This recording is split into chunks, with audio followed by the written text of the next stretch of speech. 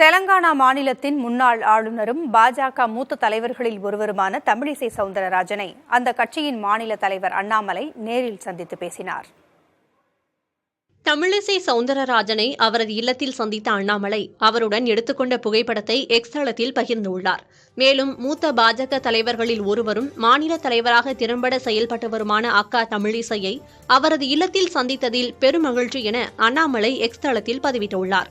தமிழிசையின் அரசியல் அனுபவமும் ஆலோசனையும் கட்சி வளர்ச்சிக்கான உத்வேகத்தை தொடர்ந்து அளித்துக் கொண்டிருப்பதாக அவர் குறிப்பிட்டுள்ளார். அண்ணாமலையின் பதிவை தனது பக்கத்தில் பகிர்ந்துள்ள தமிழிசை சவுந்தரராஜன், அன்பு தம்பி அண்ணாமலையை சந்தித்ததில் மகிழ்ச்சி என பதிவிட்டுள்ளார். அதிமுக கூட்டணியுடன் மக்களவைத் தேர்தலை சந்தித்து இருந்தால் அதிக இடங்களில் வெற்றி பெற்று இருக்கலாம் என தமிழிசை தெரிவித்திருந்தார்.